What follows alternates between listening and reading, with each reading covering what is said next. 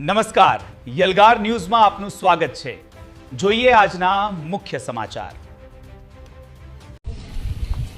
છોટાઉદેપુર ધમોડી ગામમાં આજે એવી ઘટના બની છે જે ખૂબ નિંદનીય છે અને એટલી નીચ રાજનીતિ પર આ બીજેપી વાળા ઉતરી ગયા છે એનું સબૂત છે આ રોડ જે બનાવ્યું છે આ ફળિયામાં આ જેસીબી વાળા બીજેપીના કાર્યકર્તાઓ હતા જેસીબી લાઈને આખું આ રોડ તોડી નાખ્યું છે અને ત્યાં પણ ખોદી નાખ્યું છે કે બાઇક વાળા ના નીકળી શકે।